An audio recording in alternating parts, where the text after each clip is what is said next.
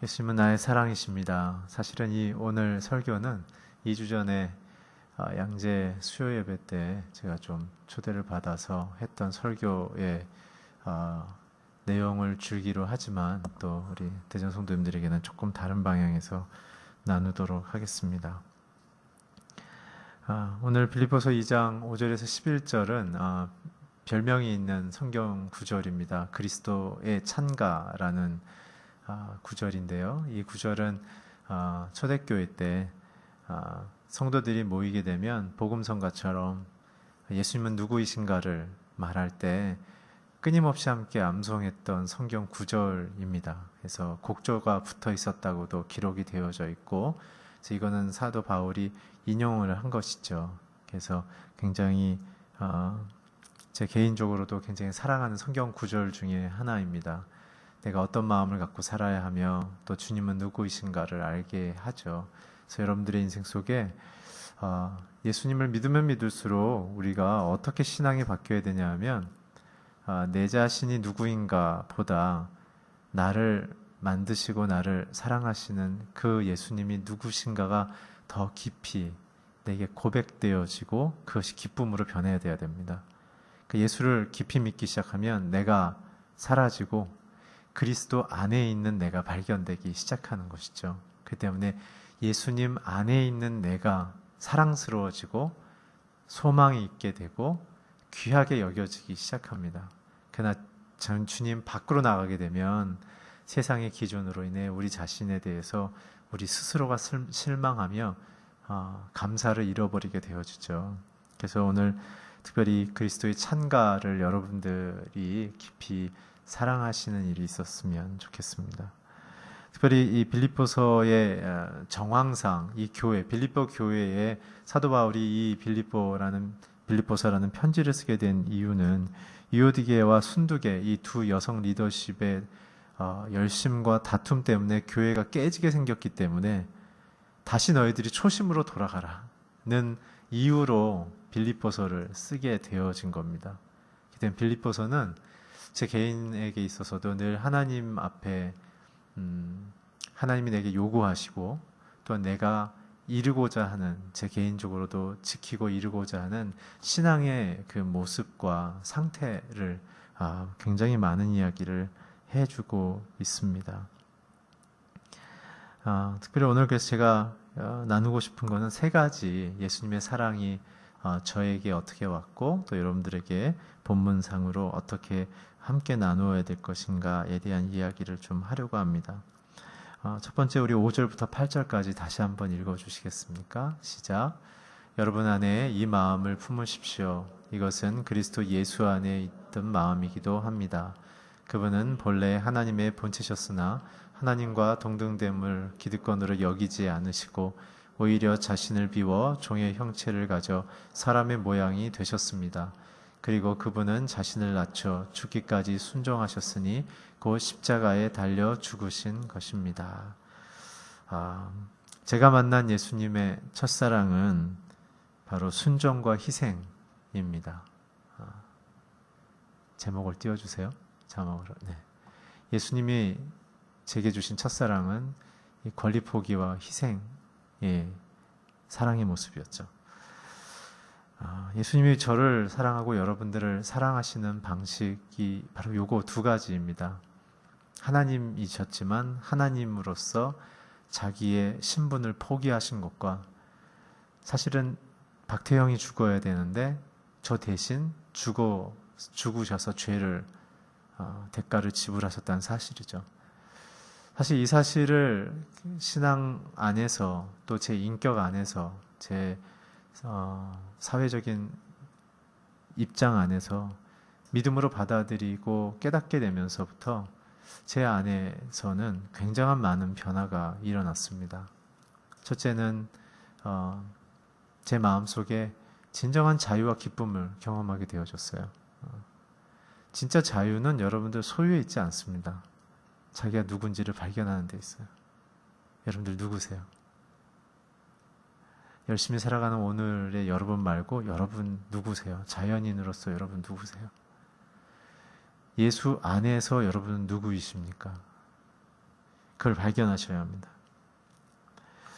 이 예수님이 우리를 사랑하시는 방식은 우리를 지배하거나 우리를 가르치거나 우리에게 지시하는 방식이 아니라 우리의 인생 밑으로 들어오셔서 우리 인생 밑에서 우리를 발을 닦으시고 우리에게 사랑으로 감동을 주셔서 우리의 눈이 밝아지는 방식으로 부끄러움 속에 감격을 경험하면서 내가 이렇게 살면 안 되겠다라는 그 감격을 경험하는 방식의 진정한 사랑의 본질을 보여주십니다.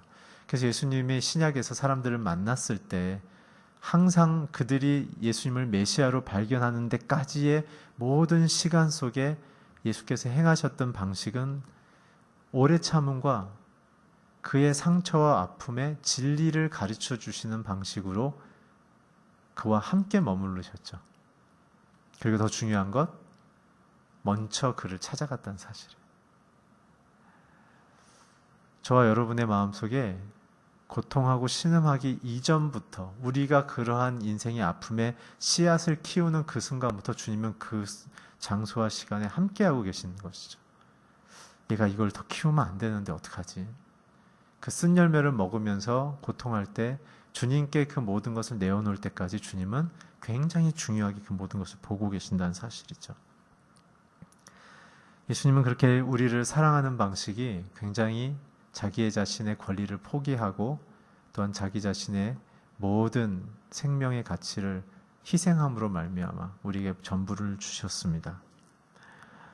이 부분이 마태복음 20장에 자세히 기록되어 있는데요. 우리 네 가지의 부분으로 나눠 좀 있겠는데 먼저 마태복음 20장 17절에서 19절을 함께 자막을 통해 읽어주세요. 시작. 예수께서 예루살렘으로 올라가시면서 12 제자를 따로 곁에 불러 놓으시고 길에서 그들에게 말씀하셨습니다. 보라, 우리는 지금 예루살렘으로 올라가고 있다. 거기서 인자는 대제사장들과 율법학자들에게 넘겨질 것이고 그들은 인자에게 사형 선고를 내릴 것이다. 그리고 그들이 인자를 이방 사람에게 넘겨주면 그들은 인자를 조롱하고 채찍으로 때리고 십자가를 못 그러나 인자는 3일째 되는 날에 다시 살아날 것이다. 예수님께서 이 땅에 오셨을 때 그분의 라이프 스타일을 어떻게 사셨죠? 그분은 인구가 80명밖에 되지 않는 갈릴리에서 사셨죠. 베들레헴에서 태어나셨을 때는 아예 인구가 밀집되어 있지 않는 이 동물을 사육하는 그 지역의 한 우리에서 태어나셨죠. 그래서 그분의 첫 시작은 어떻게 태어나셨어요? 소와 양과 염소들의 이 타액, 침이 가득 묻어있는 구유, 이미 세균이 번식할 대로 번식해서 도저히 거기에 있는 물과 음식은 사람이 입이 담을 수도 없는 그런 상태에 어떻게 해요? 탯줄이 열려있는 상태로 누워버리셨죠. 애를 낳은 다음에 누가 그렇게 더러운 곳에 놓겠습니까? 아마 화장실보다 더 더러운 곳일 거예요. 그렇죠? 요즘 뉴스에서 보면 칫솔이 변기보다 더 더럽다고 그러죠. 그렇다면은 어떻게 됩니까? 말 구유, 그 구유 안에는 이미 엄청난 세균이 번식되어 있어서 신생아의 입장에서는 굉장히 위험한. 참고로 중동 지역의 구유는요, 돌입니다, 돌. 우리나라처럼 나무가 아니에요. 돌을 깎아서 쓰기 때문에 그 한밤중에 돌의 온도는 거의 10도 내외가 되는 굉장히 차가운 돌이었을 거란 거죠. 온기를 뺏기는 돌 위에 예수님은 낳자마자 누이셨고 그의 주요한 인생의 성장기는 인구가 100여 명도 안 되는 갈릴리 지방이었고 그 옆 동네 조금 더 많은 지역은 300명 정도 되는 작은 어촌 마을에서 그분은 사셨다는 것이죠. 그분이 대도시에 언제 가셨죠? 죽으실 때. 십자가에 달릴 때 예루살렘에 입성하셨죠. 그러니까 그분은 온 천지 만물의 창조주고 피조세계를 통치하시는 분임에도 불구하고 이 땅에 오셨을 때 인간들이 돌아보지도 않는 작은 마을에서 그리고 사마리아라는 혐오 지역까지 그분은 스스로 걸어가실 만큼 굉장히 낮은 인생을 사셨습니다. 그랬던 예수님께서 자신의 인생의 마지막을 오늘 17절부터 19절에 어떻게 얘기하셨습니까? 나는 유대인들에게 넘겨질 것이고 이방인들에게 조롱당하고 채찍질 당할 것이며 십자가에 못 박힐 것이다. 사실 유대인들은 메시아를 알아봐야 될 존재들이며 이방인들은 자신들의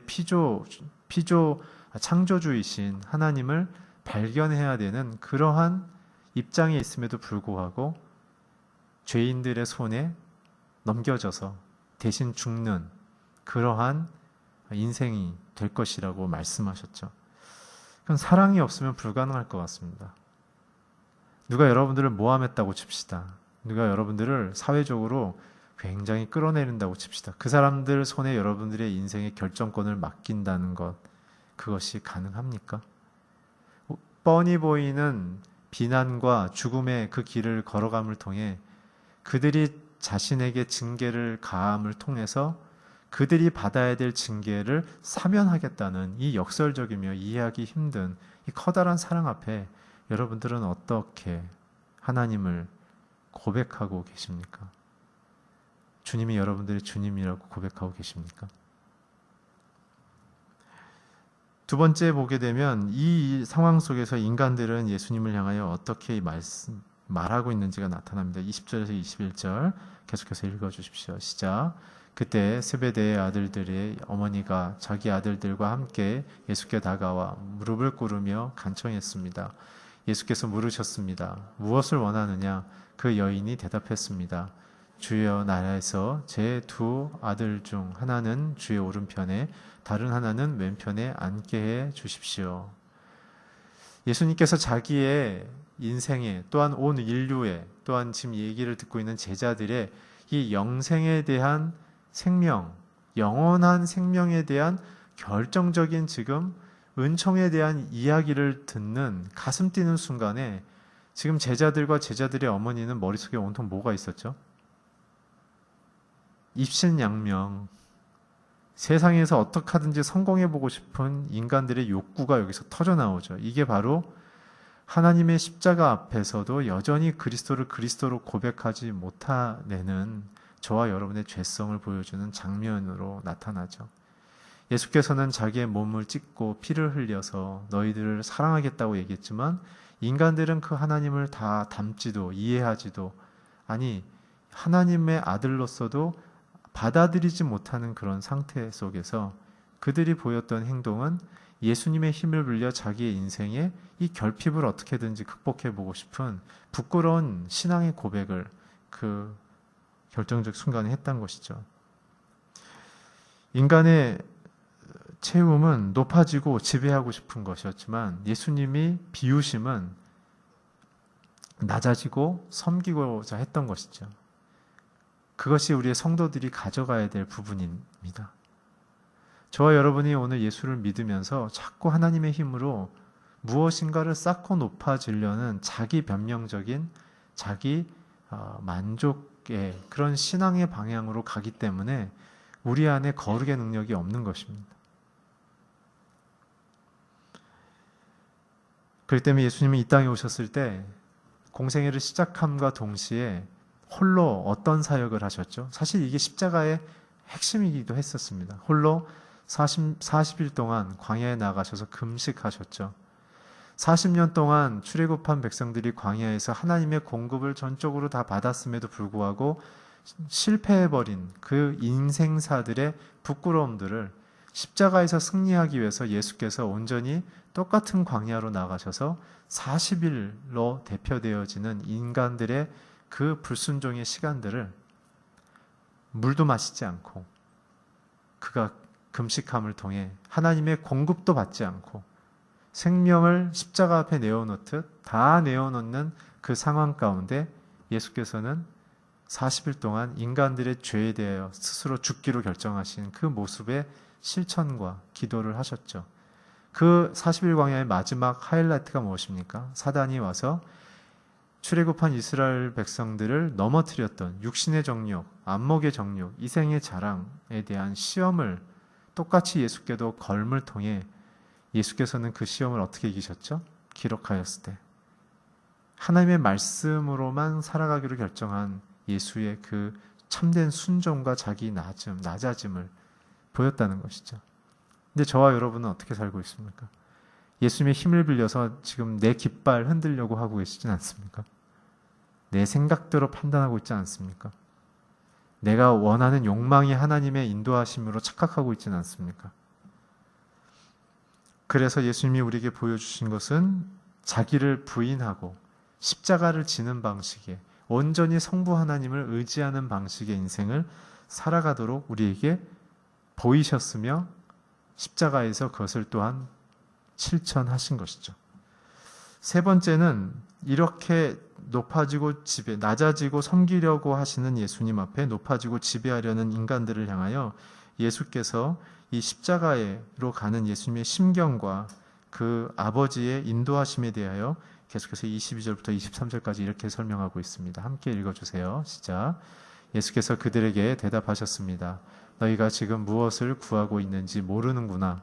내가 이제 마시라는 잔을 너희가 마실 수 있겠느냐? 그들이 대답했습니다. 할 수 있습니다. 예수께서 그들에게 말씀하셨습니다. 너희가 분명히 내 잔을 마시게 될 것이다. 그러나 내 오른편이나 왼편에 앉는 것은 내가 정해주는 것이 아니다. 그 자리는 내 아버지께서 정하신 사람들에게 돌아갈 것이다. 오늘 주님의 고난에 대한 이야기를 하고 있습니다. 고난은 잔으로 표현되어지죠. 잔, 인생의 잔. 문학적 표현이지만 성경에서 잔은 인생의 고난을 의미합니다.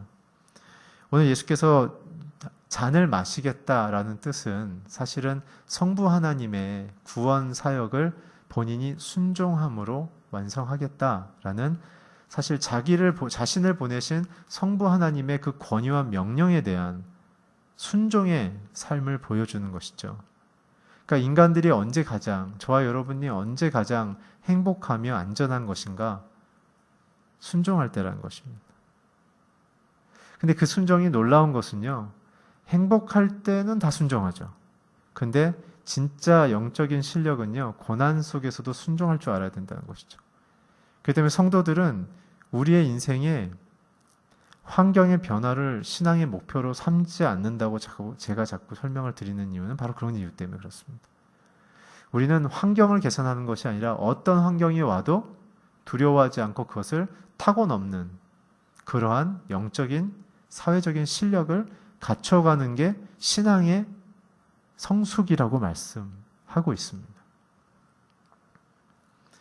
그래서 예수님은 안 죽고도 살릴 수 있는 권세가 있었지만 그러나 우리들에게 죄의 유혹을 끊임없이 받고 그 죄에 대해서 단절되고 끊어지지 않으면 우리는 천국으로 갈 수 없다라는 우리 입장에서의 구원의 방식과 선택의 문제를 가르치시기 위해서 죄에 대해서 죽는 방식으로 6월절의 어린 양처럼 예수께서 자기의 목숨을 내놓게 되시는 것이죠.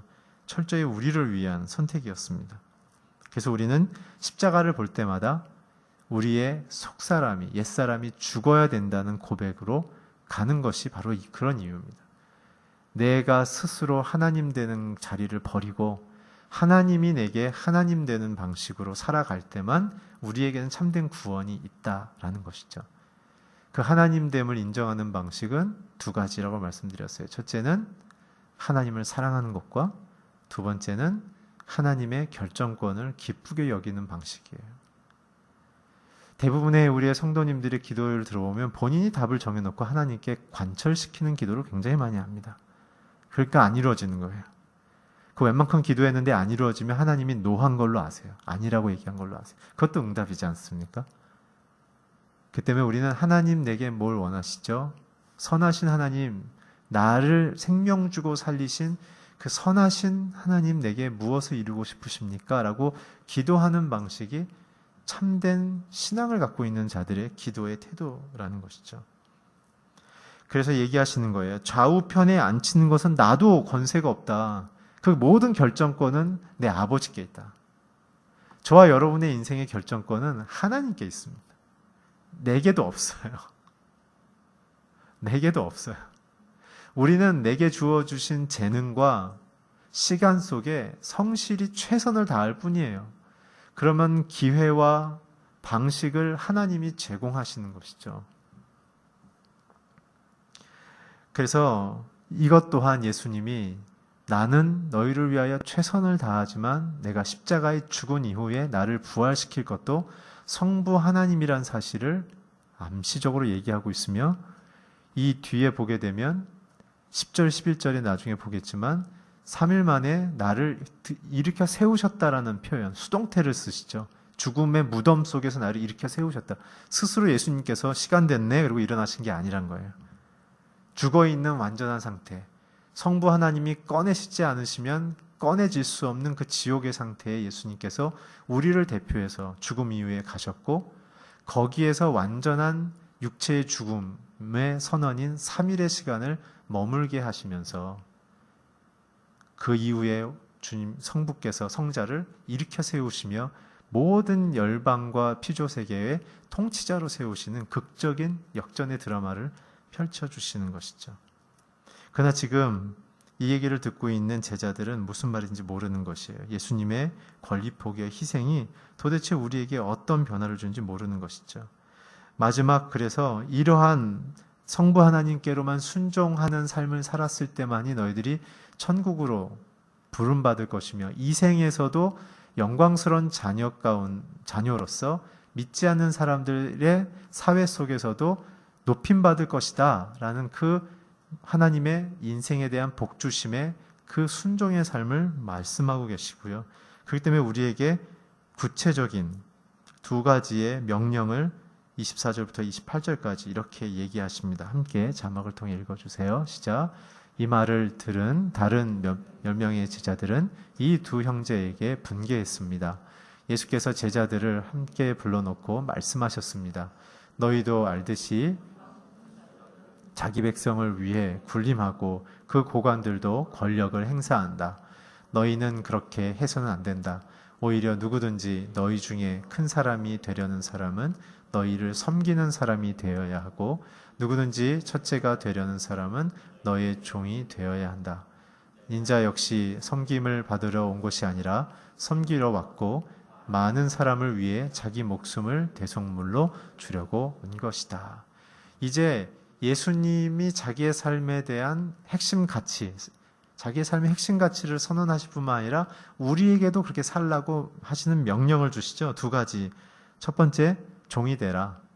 서로를 섬기는 종이 되라. 종이 되라. 두 번째는 섬기는 자가 되라는 얘기를 하셨고, 그렇기 때문에 내가 너희들에게 그러한 종됨의 모델로, 섬기는 자의 모델로 생명을 내준다. 너희가 이제는 이 가치로 살아라고 얘기하죠. 사실은 섬기는 자가 되라, 종이 되라는 그 헬라 원어의 어근의 뜻은 뭐냐면 죽어라 라는 뜻이에요. 죽어라. 죽음이란 것은 기독교에 있어서는 굉장히 신비스럽으면서도 생명을 담고 있는 포장지와 같은 것이 죽음입니다. 죽음을 뚫고 들어가야만 생명의 선물을 받을 수가 있는 것이에요. 그래서 예수님께서 우리에게 자기 십자가를 지라고 얘기하셨죠. 또한 사도 바울도 갈라디아서 2장 20절에 우리가 잘 아는 것처럼 내가 그리스도와 함께 십자가에서 못 박혀 죽었다. 현재 완료로 끝내버렸어요. 죽어버렸다. 그런즉 그 결과로 이제는 내가 산 게 아니다. 난 죽은 자다. 오직 내 안에 그리스도께서 사셨다. 라는 얘기를 했던 것이죠. 완전한 주도권에 대한 이야기입니다. 주도권. 내 삶의 주도권이 누구에게 있는가. 오늘 예수님께서 자신의 삶에 주시는, 우리 인류에게 주시고 특별히 저 개인에게도 주셨던 이 첫사랑의 모습은 내가 너를 사랑하기 때문에 조정하지도 않고 내가 너를 사랑하기 때문에 국한하지도 않는다. 나는 너를 위해서 내 권리를 다 포기하고 네가 있는 그 위치, 네가 처한 그 상황 속에 나는 내가 안 가도 되지만 기쁨으로 함께 해준다. 그리고 내가 그 문제를 대신 끌어안고 내가 죽어버리겠다. 이 큰 사랑을 받는 것이죠. 이 큰 사랑을 받은 자들에게 일어나는 것은요, 감사와 사랑인 거예요. 그리고 기도가 터져 나오는 것이에요. 오늘 저와 여러분의 인생 속에 이 예수님의 첫사랑을 잃지 말자, 그런 얘기를 많이 하죠. 그 첫사랑의 내용이 무엇입니까? 내가 만나서 주님을 만났을 때 그 기쁨에 대부분 초점을 맞춰 있고 있다는 것이죠. 내가 가졌던 그 기쁨, 예수님 처음 만났을 때 내가 누렸던 그 기쁨의 첫사랑이 포커스가 맞춰 있지만, 성경을 보게 되면 그렇게 가면은 나 중심적 신앙이 되기가 쉽죠.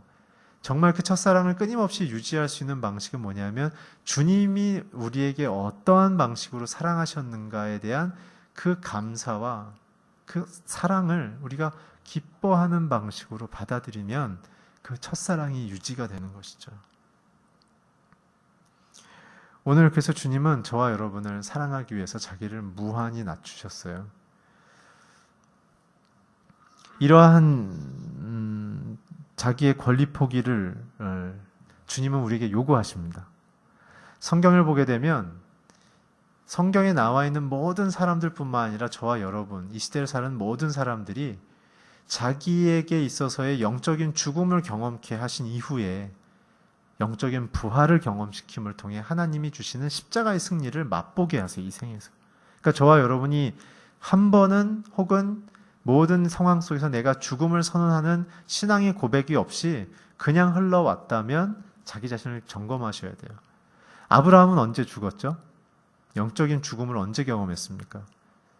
그의 육신에 애를 낳지 못하는 이 불임의 상태를 경험하면서 자기의 사회적 신분으로서 대를 잇지 못하는 자기의 자신의 신분으로서의 죽음을 경험했죠. 그래서 주님이 많은 자녀를 주겠다고 했을 때 사람들이 착각하는데, 아브라함은 그 음성을 들었을 때 헌신자로 출발했던 게 아닙니다.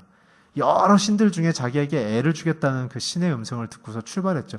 그렇기 때문에 본토 친척 아비집을 떠날 때 아무것도 갖고 가지 말라고 했었지만, 그는 뭐예요? 자기가 관심 있는 거, 애를 주겠다는 그 한 사인을만 따라서 그 신 여호와만 쫓아가기로 결정하고 다 데리고 나왔죠. 돈과 노예와 재산과 음식과 다 줄줄이 데리고 나왔잖아요. 주님을 의지하지 않는 태도. 두 번째, 그가 두 번이나 자기의 아내를 누이라고 속였죠. 이유는 왜요? 자기가 살아남으려고. 세 번째, 어떤 거였죠? 하나님이 분명히 아이를 주겠다고 했지만 그가 믿지 못함으로 두 가지를 시도하죠. 첫 번째는 자기의 몸종 중에 남자 몸종을 입양하려는 시도를 했고, 그게 그 당시의 사회 풍습이었습니다. 불임이 있는 족장은 자기가 데리고 있는 몸종의 아이 중에 하나를 입양할 수 있는, 아주 정당한 방법이에요. 합법적 방법이에요. 근데 하나님 그거 하지 말라는 거예요. 이성의 너의 사회적 수단을 멈춰라. 두 번째는 뭐예요? 대리모 출산했잖아요. 그때는 묻지도 않아요. 아내가 준비하니까 그냥 들어가 버리죠. 왜 아브라함이 그땐 기도 안 했을까? 난 굉장히 묻고 싶어요. 앞부분은 기도하셨는데. 그러니까 역전이 유혹에 사로잡혀 있었던 자연적인 남자였지, 아직 믿음의 조상으로 준비 안 돼요. 언제 완성됐어요? 이삭을 바칠 때. 어떻게 주신 아들인데, 그리고 그 당시에 장자를 죽이는 풍습은 이방 신들이 하고 있는 풍습이었거든요. 하나님의 신론 자체가 흔들려버리는 명령을 받았어요. 그럼에도 불구하고 자기에게 진짜 다른 신과는 다른 여호와라는 이 헷갈리는 순간에도 그가 신앙의 기둥을 바로잡고 자기가 이해 못하더라도 선하신 하나님을 믿고서 이삭을 잡으려고 했죠. 하나님이 뭐라고 했어요? 됐어. 됐어란 건 뭐예요? 하나님이 이삭을 제물로 쓰는데 별로 관심이 없었어요. 관심 누구에게 있었어요? 아브라함에 있었던 거예요. 아브라함에게. 네가 진짜 죽었냐? 그거죠. 네가 진짜 믿음의 조상이 될 수 있는 마음으로 죽어 있느냐? 하나님께 부름받은 거는 모든 입을 통해서 다 알려졌어요.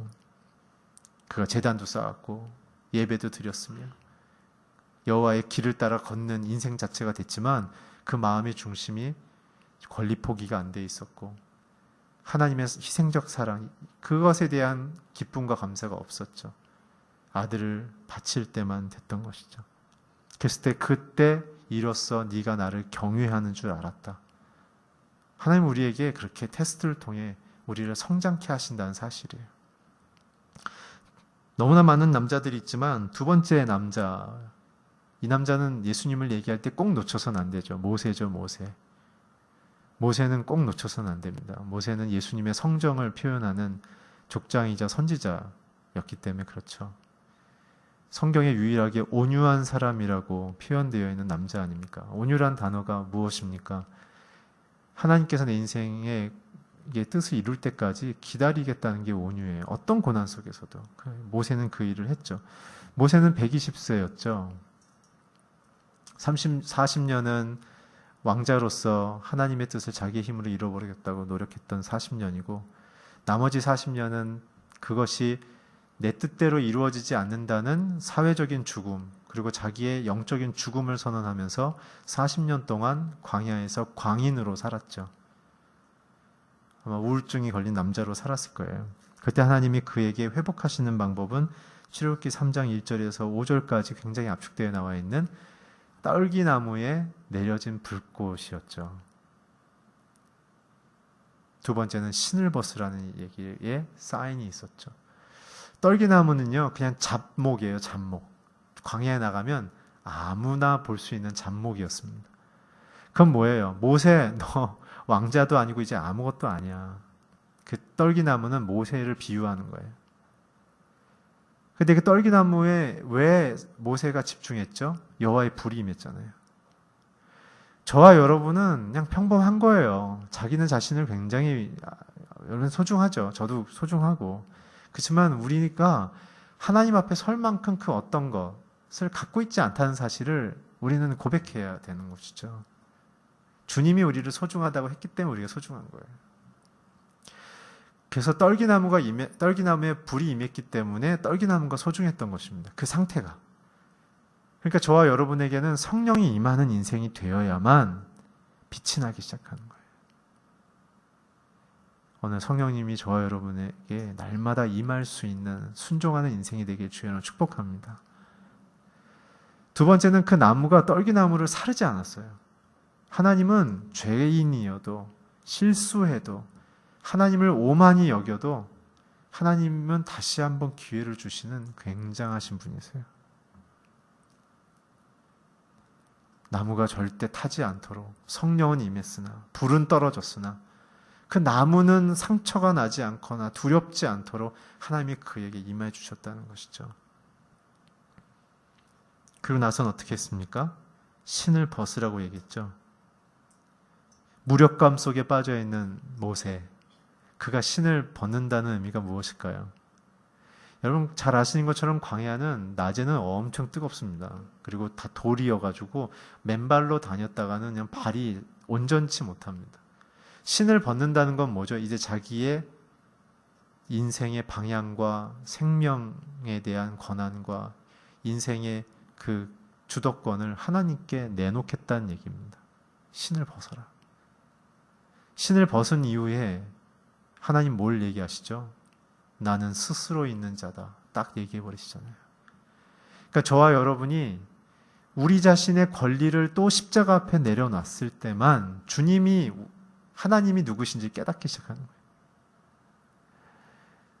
목사로서 사역하면서 가장 가슴이 답답한 순간들은 매너리즘에 빠져있는 성도들을 봤을 때예요. 또한 매너리즘의 유혹을 받고 있는 제 자신을 발견했을 때입니다.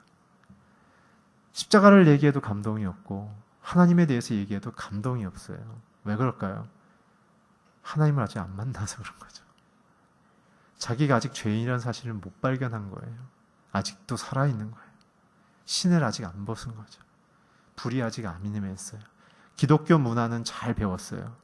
이럴 땐 손을 들고 이럴 땐 이런 단어를 쓰고 이럴 땐 이렇게 생각하는 건가? 기독교 문화는 배웠지만 아직도 속사람이 변화되지 않은 거예요. 탈을 쓰고 있는 거죠. 모세처럼 아브라함처럼 확실히 자기 자신이 죽어야 돼요. 그러지 않으면 가능하지가 않습니다.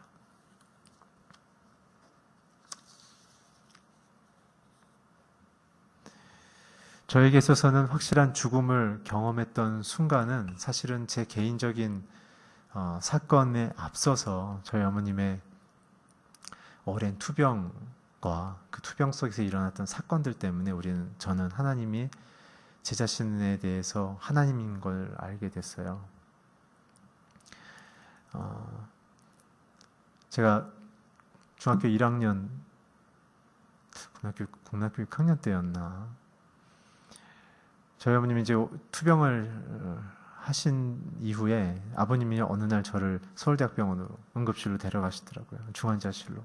가봤더니 어머님이 좀 몰랐어요. 저희 어머님은 굉장히 키가 작고 아담하신 분이거든요. 뭐 몸무게도 뭐 한 40몇 킬로밖에 안 되실 정도로 근데 굉장히 다부진 분이셨어요. 생기가 있고. 근데 이게 급성 신부전증이 와가지고 옷을 입힐 수 없을 정도로 어머니가 완전히 부풀어 올라 있었어요. 사람의 모습이 아니었죠. 그래서 의사가 이제 한 6시간 정도 이후면 운명할 것 같다 이렇게 말씀하셨었어요. 그래서 아버님이 그 당시에 저희 가족을 위해서 기도하셨던 저희 큰어머님, 10년 동안 저를 위해서 기도했던 큰어머님께 전화하셔서 그 큰어머님이 전하시던 예수님 한번 믿어봅시다. 그렇게 10년 만에 이제 허락을 하신 거죠. 근데 제가 그때 기억에는 한 40분 만에 목사님하고 할머니 권사님들이 막 오셨어요. 근데 지금 제가 목사를 해보면서 보니까 40분 만에 달려왔던 것은 전화 받자마자 뛰어오신 거예요. 그 당시에. 그 당시에 자가용 시대도 아니고, 80년대 시대니까. 굉장히 그랬을 텐데, 바로 오셨어요. 그래서 아직도 기억나요. 시편 23편 읽어주시고, 죄짐 맡은 우리 구주 찬송해 주시고, 목사님과 권사님들이 눈물로 간절히 기도해 주신 다음에 가셨어요. 그리고 나왔죠. 나왔는데 한 5시간 지난 다음에 의사가 막 호출이 왔어요. 그래서 이제 6시간 얘기했으니까 어머니께서 혹시 무슨 일이 있으신가 들어봤더니 어머니가 부기가 쫙 다 빠지셨어요. 그리고 의식이 돌아오셨어요. 그랬더니 의사가 이제 가라는 거예요. 가고 다시 상태를 보자. 그래서 어머님이 그날 밤은 주무시고 그 다음날 아침까지 관찰하신 이후에 이제 퇴원을 했어요. 그래서 제가 아직도 기억이 납니다. 저희 어머님이 집에 오신 다음에 우리 큰어머님하고 권사님들이 오셔서 기도를 시작하셨는데 지금 생각하니까 회개 기도예요. 어머님이 그 코마 상태에서 모르겠어요. 이게 하나님에 대한 그 존재를 느끼셨던 것 같아요. 그래서 기도를 시작하셨는데 6시간을 쉬지 않고 기도하시더라고요. 제가 아직도 기억나요. 안방에서.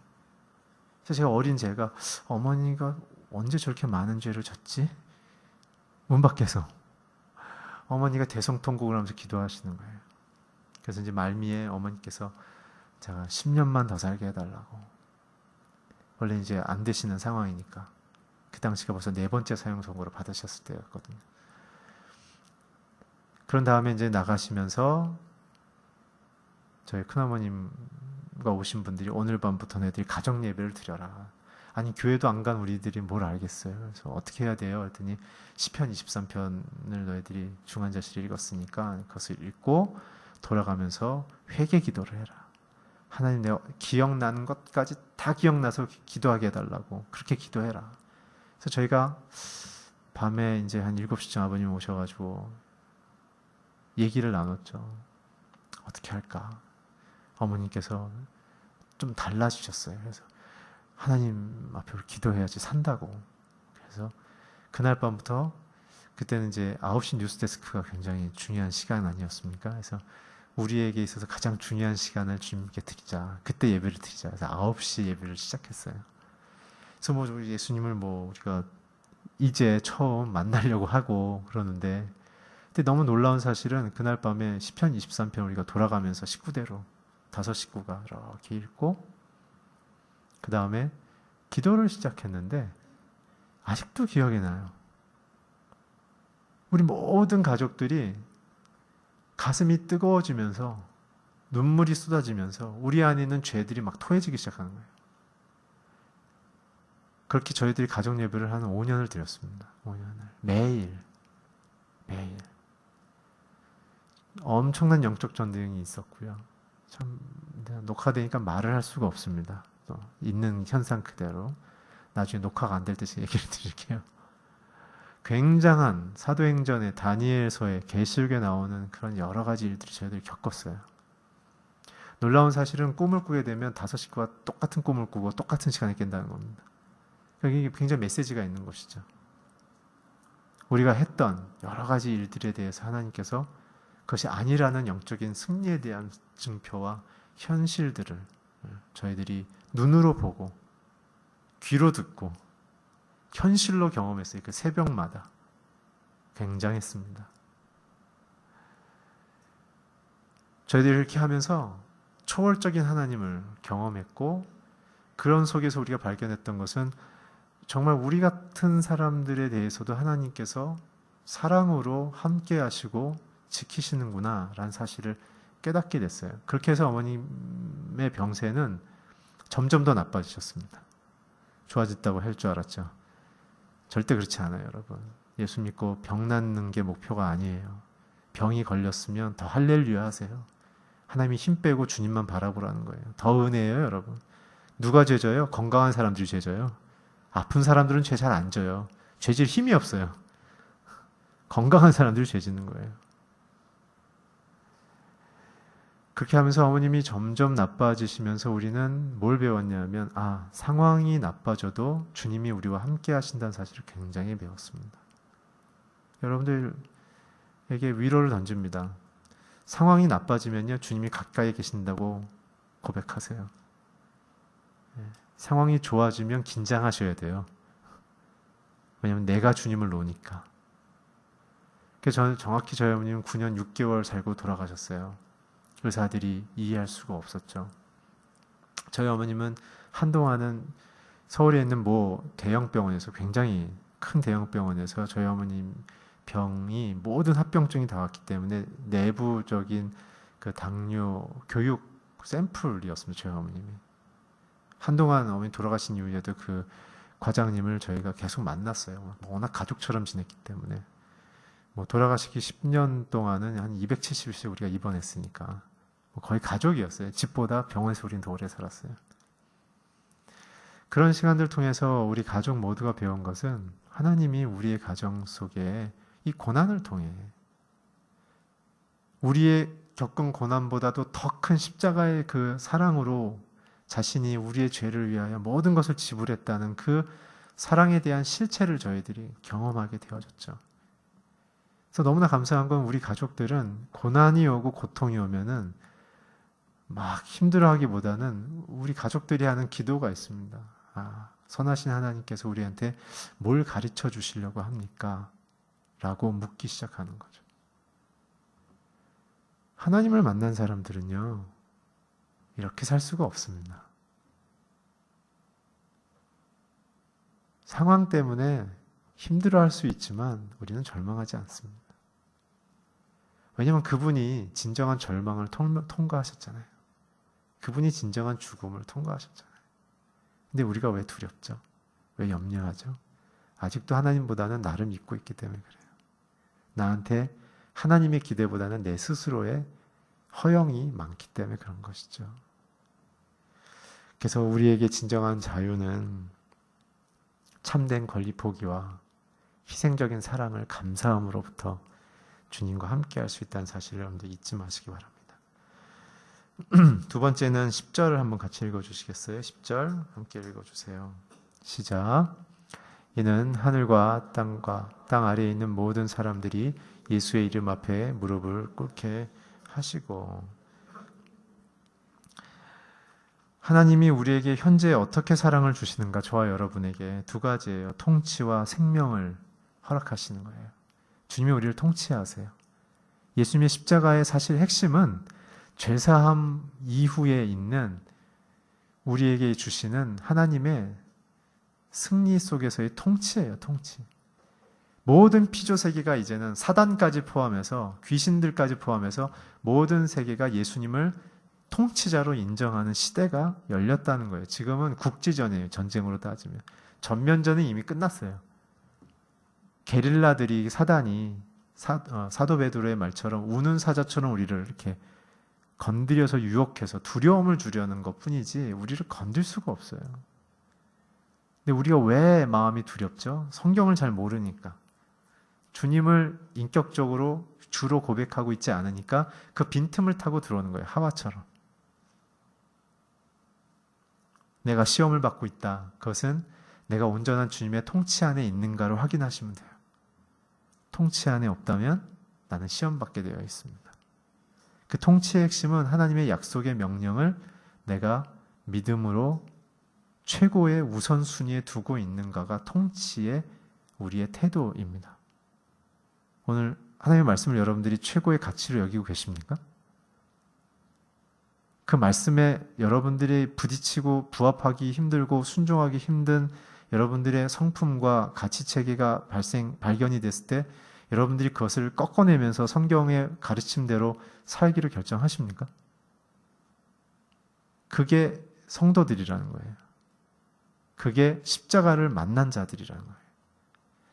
날마다 내가 죽노라고 얘기했던 사도 바울의 그 심경은 성경에 말씀하시는 하나님의 가치의 체계와 기준과 상반되는 내 안의 본성과 경험이 발생했을 때 내가 그것을 십자가에 못 박아 죽이고 버리기로 결정하는 것이 갈라디아 2장 20절의 메시지란 거예요. 이건 종교적인 어떠한 고백이나 종교적인 어떠한 경험을 의미하는 것이 아니에요. 저와 여러분이 매 순간 죽어야 되는 것이죠. 성경과 다른 나의 가치관과 행동 양식과 나의 추구하는 목표가 성경과 반했을 때 내가 그것을 기꺼이 배설물처럼, 사도 바울처럼 배설물처럼 버릴 수 있는가? 그것이 오늘 예수님이 하늘에 있는 이름이나 땅 위에 있는 이름이나 땅 아래에 있는 이름이 모두 무릎 꿇고 나의 주라고 고백했던 그 하나님의 아들의 아들됨을 고백하는 만물의 고백 속에 우리가 함께 동참할 수 있는 방법이에요. 놀라운 것은 모든 피조세계 위에 구원받은 백성들, 우리를 올려놓기를 원하세요. 그렇지 않는다면 십자가가 의미가 없는 것이겠죠. 그래서 주님이 우리에게 대한 삶의 태도를 요한복음 17장 1, 2, 3절을 통해 얘기하고 계신데 먼저 1절을 한번 같이 읽어주세요. 시작. 예수께서 이 말씀을 하시고 눈을 들어 하늘을 우러러보시며 기도하셨습니다. 아버지여, 때가 됐습니다. 이 아들이 아버지께 영광을 돌릴 수 있도록 아들을 영광스럽게 하소서. 예수님께서는 자신에게 있는 통치와 그 생명권이 자기 안에 자기로부터 나오지 않고 아버지로부터 흘러서 우리에게로 오기를 간구하고 계시죠. 그래서 자기 안에 영광이 없다고 얘기하시는 거예요. 물론 예수님 영광의 주님이시죠. 그러나 철저히 성부 하나님의 그 권위와 결정권을 존중하는 모습을 우리에게 교육시키기 위해서 그 권위에 순복하는 모습을 스스로 보이기 위해서 우리를 대표하여 그렇게 지금 말씀하고 계시는 거죠. 그래서 아버지께만 영광이 있음을 고백하며 아버지께서 내 인생을 맡아주십시오 라고 이야기하고 있는 거죠. 그렇기 때문에 우리는 하나님 앞에 통치를 받는다는 것, 매 순간 내 안에 영광이 없습니다. 내 안에 생명이 없습니다. 성부 하나님, 성자 하나님, 성령 하나님께서 나를 맡아주셔야만 합니다 라는 그 의지하는 심경으로 사셔야 되는 거예요. 그래서 제일 경계해야 될 건 뭐냐면 그냥 하면 되지 뭐. 아무 문제의식 없이 그냥 쑥 자기의 현재 드는 생각과 마음으로 결정하고 밀어붙이는 방식이 굉장히 위험합니다. 굉장히 위험합니다. 그게 율법주의예요. 자기가 원하는 대로 고집함. 이게 율법이거든요. 성경에서 말하는 율법은 하나님에 관한 그 성품과 그 영광을 따라 내 자신을 바꿔냄이 율법이지만 율법주의는 내가 만든 기준에 내가 얽매이는 게 율법주의죠. 그렇기 때문에 성자 예수께서 우리에게 스스로 얽매이지 말고 성부 하나님의 그 기준과 목표에 대하여 늘 묻고 따라 살라고 얘기하는 거예요. 내 자신에 대한 결정권을 아버지께 맡겨라는 게 1절의 메시지고요. 2절을 한번 같이 읽어주십시오. 시작. 아버지께서는 아들에게 주신 모든 사람에게 영생을 주게 하시려고 모든 사람을 다스리는 권세를 아들에게 주셨습니다. 아버지의 뜻이 나오는 건데요. 두 가지. 만민에게 영생을 주기. 모든 사람에게 영생을 주는 방식. 두 번째는 그들을 다스리는 것이에요. 결국 뒤집어서 우리 입장에서 얘기하면 뭐예요? 우리는 예수 그리스도를 통하여 아버지가 주시는 영생을 받는 것이 우리 인생의 가장 중요한 핵심이라는 사실이에요. 영생은 요한복음 17장 3절 뒤 바로 뒤에 나옵니다. 그 영생을 우리가 날마다 고백하며 살아야 돼요. 두 번째, 우리는 그분의 통치권 안에 있어야 되는 거예요. 우산 안에 머물러야 되는 거예요. 그분이 하라 하면 하고 하지 말라 하면 하지 않는 거예요. 이것은 머리가 비어 있거나 주관이 없기 때문에 그런 것이 아니라 자신의 인생에 대하여 보호하며 영광과 명예를 지키는 방식이기 때문에 그런 것이에요. 주님은 분명히 얘기했어요. 사단의 계략을 파악할 수 있을 만큼 그보다 더 뛰어난 지혜를 가져라. 그게 뱀처럼 지혜로운, 우리나라 좀 번역이 조금 오해를 불러일으킬 수가 있어요. 뱀처럼, 뱀의 지혜를 배우라가 아니라 뱀이 갖고 있는 지혜를 간파하고 그것을 뛰어넘을 수 있는 지혜를 가져라가 헬라 원어의 뜻이에요. 그 문장의 뜻이에요. 그러니까 뱀보다 더 지혜로워져라. 하나님의 지혜를 배워라. 그 얘기죠. 마지막 3절을 한번 같이 좀 읽어볼까요? 그럼 영생이 무엇인가요? 통치권 안에 있는 사람들이 맺어야 될 열매가 무엇일까요? 시작. 영생은 오직 한 분이신 참 하나님 아버지와 아버지께서 보내신 예수 그리스도를 아는 것입니다. 영생은 eternal life, 오래 영원히 죽지 않는다는 것은요, 모든 종교의 초월적인 영역 속에 다 추구하는 거예요. 근데 그 부분을 정확히 규정하고 있는 것은요, 오직 기독교 이 단어밖에 없어요. 생명의 창조자인 하나님을 아는 것과 그분이 우리를 구원해서 보내셨던 그 아들을 아는 것, 이 안다는 것은 부부가 결혼해서 인격으로 하나 되는 장면을 표현할 때 쓰는 단어예요. 그러니까 오늘 저와 여러분은 예수님을 사랑한다면 어떻게 살아야 돼요? 예수님과 인격적 관계를 맺으셔야 돼요. 오늘 주님이 여러분들에게 뭐라고 말씀하셨어요? 오늘 주님이 여러분들에게 인격적으로 뭐라고 말씀하셨습니까? 그게 있어야 된다는 거예요. 그게 없으면 형식적인 명목상의 그리스도인이 되는 거예요. 종교인이 되시는 거예요. 그렇게 되면 예수님과 인격적인 그분이 나를 얼마나 사랑하시는지, 내 인생을 어떻게 가르치기를 원하시고 어떻게 영광스럽고 명예로운 인생으로 나를 바꿔내기를 원하시는지를 성경을 읽어가면서 그 말씀이 내게 이루어지기를 위하여 내 자신을 내어놓는 기도를 하면서 내 성품이 달라지고 내 태도가 달라지고 내 말투가 달라지고 내 돈 쓰는 기준이 달라지고 내 시간 쓰는 기준이 달라지고 내 재능을 쓰는 기준이 달라져 가는 것이 영생을 얻은 자들이에요. 그래서 기도에도 단계가 있어요.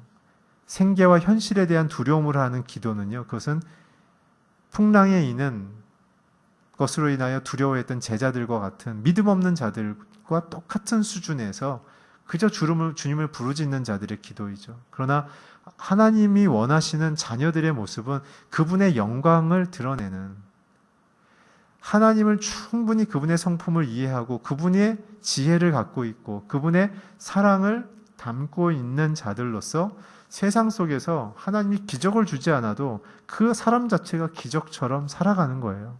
그 사람만 보면 사람들이 마음이 녹기 시작하는 거예요. 똑똑하지 못해도 괜찮아요. 좋은 학교 못 나와도 상관없어요. 왜 사회적 기준이 복음적 하나님의 기준보다 자꾸 높아지려고 그러세요? 그건 사람들이, 하나님 없는 사람들이 갖고 있는 기준들이에요. 그러나 은퇴한 이후에 사람들이 다 누구에게 몰려들어요? 배울 것이 있는 사람들에게 몰려들어요. 인생을 배울 것이 있는 사람들. 그것이 하나님과 인격적으로 하나 되어지는 것이에요. 하나가 더 있는데 여기까지만 하고 우리 좀 기도 좀 하면 좋을 것 같아요. 우리 좀 기도합시다.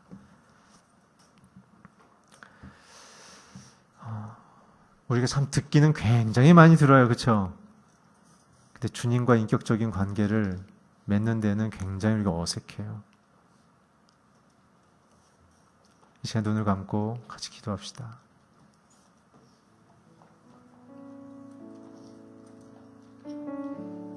이 시간에 통성기도 안 하셔도 돼요. 그냥 마음 편하게 기도하세요.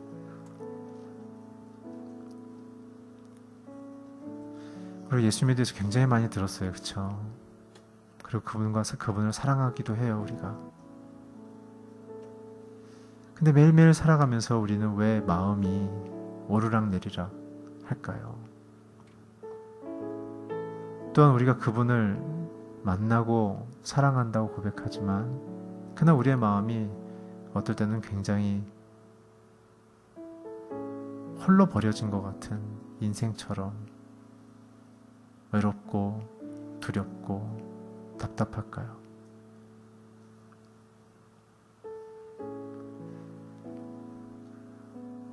오늘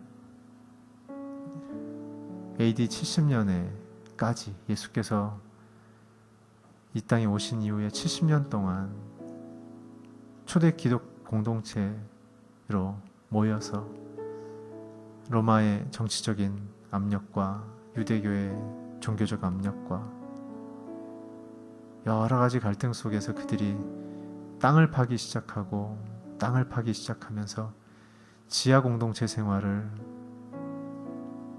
오랫동안 하는 그 시간들 속에 그들이 발견한 건 삼위일체 하나님이었던 사실을 기억하십시오. 성경도 없었고 신학도 없었고 아무것도 없었지만 그들은 한 줄기 점처럼 들어오는 그 햇빛이 비춰지는 지하 40m 혹은 70m 더 깊이 내려가면 120m까지 땅을 파고 들어가서 그 속에서 먹고 생활하고 하루에 4번씩 주 앞에 기도했던 그들의 모습, 죽으면 그 지하 공동체 공간에서 그냥 항아리 속에 담겨서 한쪽 편에 묻혀버린 그들의 인생 속에 그들이 발견한 것은 삼위일체 하나님이셨습니다. 그래서 우리가 믿는 삼위일체에 대한 이 모든 교리와 믿음의 신앙의 고백들이 그 속에서 다 완성이 되기 시작한 것이죠. 사랑하는 성도 여러분, 우리가 발견해야 되며 놓쳐서는 안 될 것은 하나님이십니다. 우리가 너무 많은 것으로 마음이 분주하진 않으신가요?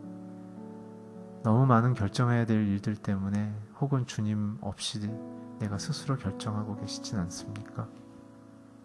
오늘 예수님의 그 십자가보다도 내 인생의 현안이 더 중요하진 않으신가요?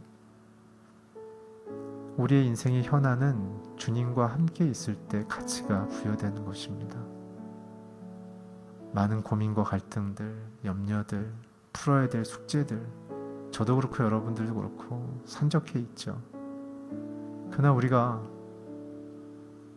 예수 그리스도 그 최고의 가치인 그분을 믿고 따르는 그 시간을 통하여 그 모든 것이 풀어지며 그 모든 것이 의미가 있기 시작한다는 사실을 우리는 알고 있지 않습니까? 사랑하는 성도 여러분, 이 시간에 부족한 제 설교로 설명드린 이 두 가지를 기억하며 그 모습을 보여주신 예수님을 우리가 함께 나의 주님으로 다시 한번 고백하며 주님만을 붙잡고 따라 살기를 우리가 간구하며 내 인생에 들어오시기를 초대합시다. 나를 위하여 권리 포기하시고 생명을 내어주신 예수님, 그리고 부활하셔서 내게 생명 주시고 나를 다스리시는 영생을 주시는 예수님, 그것을 누렸을 때만 우리는 세상 가운데 주님의 영광을 드러낼 수 있습니다. 왜냐하면 모든 인사권과 모든 결정권이 하나님께 있기 때문에 우리의 재능을 사용하시는 분도 하나님이시고 우리에게 기회를 주시는 분도 하나님이시기 때문에 그렇습니다. 이 시간 우리 기도할 때 하나님, 내가 그 예수님 안에 발견되게 해주십시오. 나를 위하여 권리 포기하신 그 주님, 그 크신 사랑이 오늘 믿어지게 해주시고 나를 위하여 다 버리신 예수님 앞에 내가 붙들고 있는 이 모든 것을 드리게 해주셔서 주님이 만지시고 결정하시고 다루시고 복되게 하시고 아름답게 이끌 수 있도록 하나님, 내가 선한 목자 되신 주님만을 따라가겠사오니 주여 내 자신을 권리 포기합니다. 그 주님의 생명만을, 희생적 사랑만을 신뢰하오니 다 맡기게 하여 주시옵소서. 주님 맡길 수 있는 용기를 주십시오. 믿음을 주십시오. 주님에 대한 확신과 신뢰를 주십시오. 오늘 내게 임하여 주시옵소서. 오늘 그런 분들이 있다면 가슴에 손을 얹고 함께 우리 기도합시다. 기도하겠습니다. 하나님,